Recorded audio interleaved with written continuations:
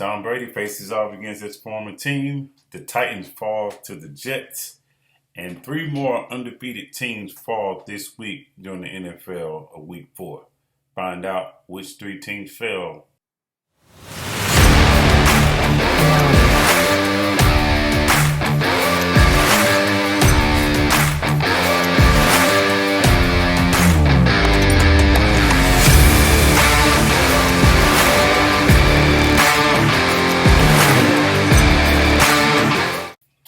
Hello everyone, welcome back to the channel. If you haven't already, before I get too far into this video, feel free to like, comment, subscribe, and turn on your notifications so you can stay up to date. I'll do these videos each and every week of the NFL season and throughout the playoffs. Alright, first game up is the Thursday night game between the Bengals and the Jaguars. A lot of people typically don't look forward to these type of games, but I do. The Jags came out and competed. Trevor Lawrence finally looked like an okay quarterback. No TDs or INTs and just 1 sack. He went for 17-24, 204 yards and ran 8 times for 36 yards and a touchdown. Lawrence got some help from his supporting cast. James Robinson and Visca Chenault. J-Rob went for 18 carries, 78 yards, 2 touchdowns on the ground. Chenault caught 6 balls on his 7 targets for 99 yards. However, the effort was minimized when Joe Burrow connected with C.J. Uzomah twice for TDs on the day. Burrow passed for 348 yards while going 25 for 32. Mixon had 67 yards and a touchdown. Tyler Boyd and Jamar Chase combined for almost 200 yards receiving. The Bengals squeezed by the Jags 24-21 at home. They are now 3-1 as the Jags fall to 0-4.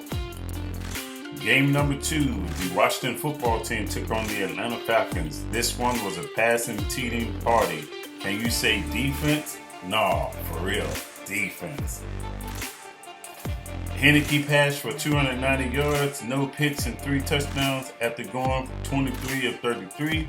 Scary Terry touchdown in the end zone twice through the air. He went for 6 receptions on 13 targets for 123 yards. The run game continued to be vital for Washington. With Heineke's 43 yards rushing, the Washington football team achieved 100 yards on the ground for the second time in the season, which both times resulted in wins. Atlanta tried to defend home field. Matty Ice threw 4 TDs, going 25 for 42, 275 yards, no picks, and 1 sack. Cardell Patterson went for 116 all-purpose yards that led to 3 receiving touchdowns. None of this was enough to propel the Falcons to victory as they fall to Washington football team 34-30 at home. Washington football team is now 2-2, while the Falcons are 1-3. Game 3 was between the Houston Texans and the Buffalo Bills. It ain't nothing but a turnover party, y'all. The public service announcement for the Houston Texans, Davis Mills, is horrible. Almost 30% of his passes he threw were intercepted. He had 4 picks along with 3 sacks on the day. The Texans couldn't find any magic on the ground, rushing for less than 50 yards combined. Josh Allen passed for 248 yards, going 20 of 29, 2 touchdowns and 1 pick. The Bills finally put in a patent for his newfound run game. Moss and Singletary combined for 140 yards and 1 touchdown. Diggs and Sanders had 188 yards combined on 16 targets with 12 receptions. The Bills blanked the Texans 40-0 at home, moving to 3-1, while the Texans dropped to 1-3. Game 4 was an NFC North showdown between the Bears and the defensive-minded guru Detroit Lions. The Lions picked up right where they left off. They forced an INT and a sack of Justin Fields. Jared Goff went 24 of 38, 258 yards with 2 touchdowns. He was sacked 4 times. The Lions receiving corps had a productive day. They averaged 12.5 yards per reception after catching 24 passes on 37 targets. The Bears got back to their old ways with their run game. Montgomery ran 23 times, gaining 106 yards and 2 touchdowns. Justin Fields went 11 for 17, 185 yards, 1 INT, and a sack. Darnell Mooney had 135 all-purpose yards on the day. The Bears win with their defense once again and now move to 2-2. The mighty defensive Lions move on to 0-4. Keep calling their defensive coordinator, y'all. Game 5 was between the undefeated Carolina Panthers traveling to Dallas to face the Cowboys. The Panthers were without CMC. Chuba Hubbard compiled 71 yards of total offense in his absence. DJ Moore had himself a game, going in for 2 receiving touchdowns after being targeted 12 times for 8 receptions and 113 yards. Sam Darnold looked dazed at times during this one. He went 26 for 39, 266 yards with 2 touchdowns, 2 picks, and was sacked 5 times. Prescott diced up the Panthers, going 14 for 22, 188 yards with 4 touchdowns, no picks or sacks. Ezekiel Elliott went to visit his old self, where he found 20 carries, 143 on the ground, and 1 trip to the pay dirt. The tight ends got involved early for the Cowboys and proved to be the difference, as they win 36-28 at home, moving to 3-1. The Panthers are knocked from the undefeated ranks as they drop to 3-1. Game 6 brought the Indianapolis Colts and the Miami Dolphins together. The Dolphins struggled all day long to get the run game going, only rushing for 35 yards. Jacoby Brissett went 20 for 30, 168 yards, 2 touchdowns, no picks, and was sacked 3 times. The Dolphins also lost 2 fumbles on the day. Carson Wentz went 24 of 32, 210 yards with 2 touchdowns, no picks, and was sacked twice. Jonathan Taylor rumbled 103 yards on 16 carries. The turnovers were the difference maker in this one. Miami drops this game and moves to 1-3, while the Colts get their first win on the season, moving to 1-3 as well. Game 7 lined up the Cleveland Browns and the Minnesota Vikings. Cousins wasn't that good in this one, neither was Baker. Both quarterbacks had 18 incompletions on the day. Cousins had 190 yards, 1 touchdown, 1 INT, and was sacked twice. Baker had only 143 yards, no INTs or touchdowns, and was sacked 3 times. Nick Chubb picked up the slack, running 21 times for 100 yards. Kareem Hunt chipped in 86 yards of offense and 1 rushing touchdown. Justin Jefferson tried to do the best he could to get a home win. He caught 6 of his 7 targets for 84 yards and 1 touchdown. Minnesota run game called in sick to work this week, gaining only 65 yards. The Browns survived this one, moving to 3-1, while the Vikes dropped to 1-3. Game 8 is the first shocker of the evening. The New York Giants got off the slide after going to overtime in New Orleans. Jameis Winston went 17 for 23, 226 yards, 1 touchdown, and no sacks.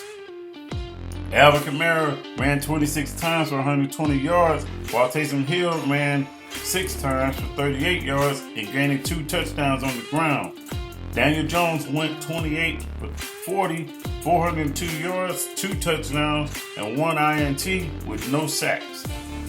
The G-Man wide receiver core had 4 receivers with at least 70 yards receiving.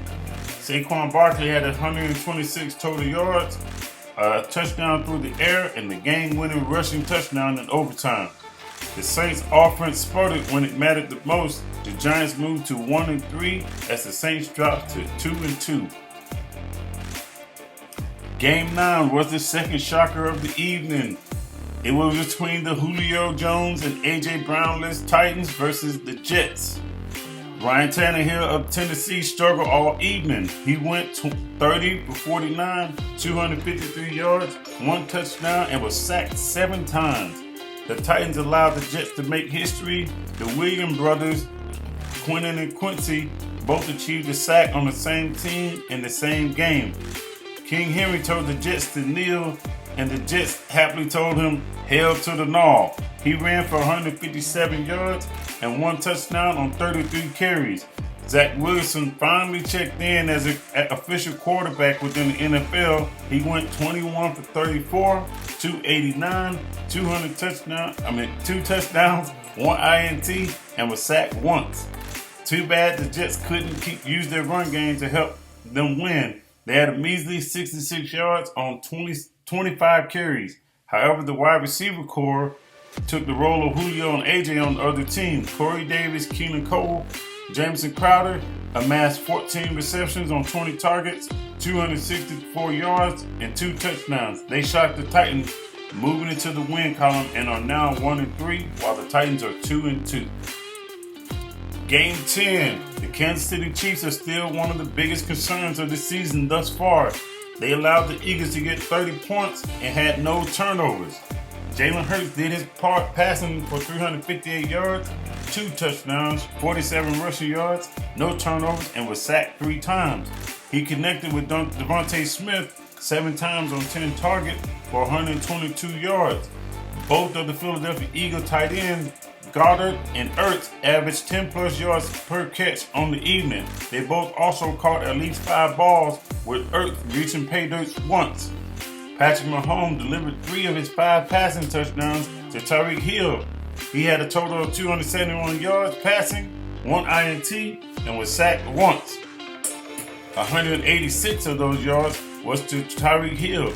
Kelsey reached 23 yards on 4 receptions. Clyde Edwards-Helaire ran for 102 yards on 14 carries. The Chiefs just proved to be too much for the Eagles in this one, as they moved 2-2, and the Eagles dropped to 1-3.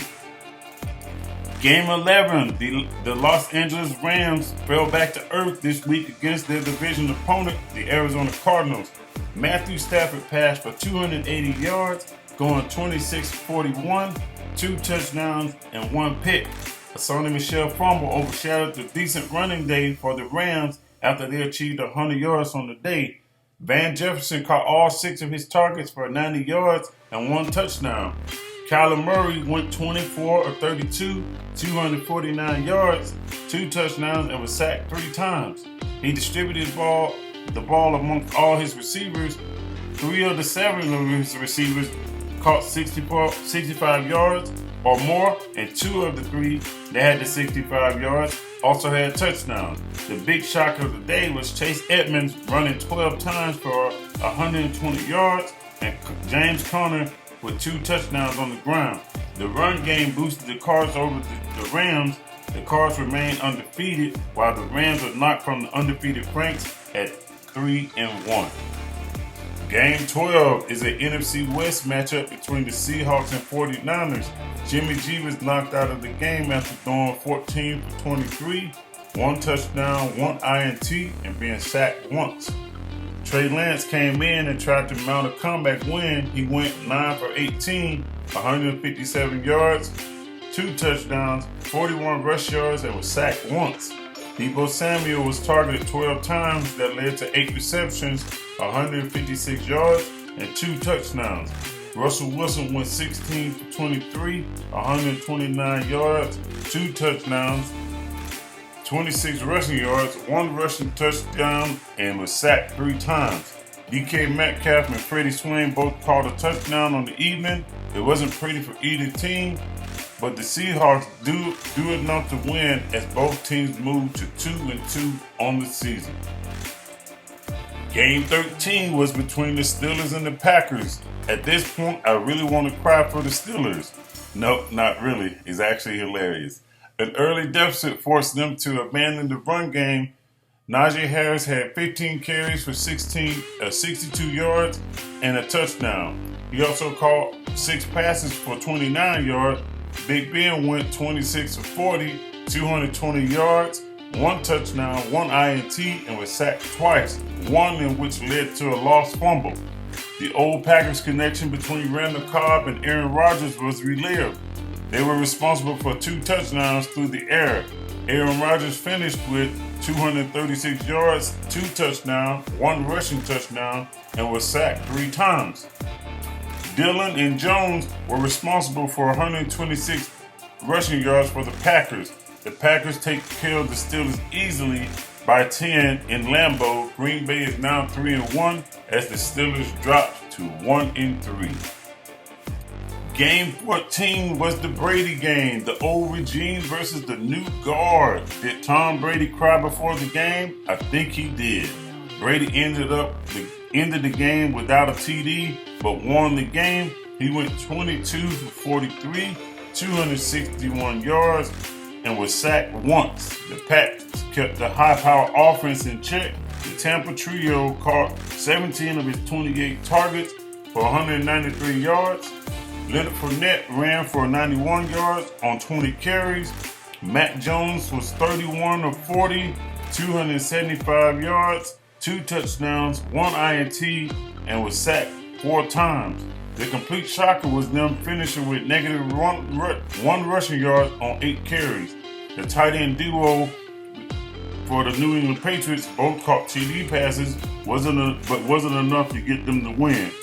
The Pats missed a crucial field goal in the closing seconds of 56 yards.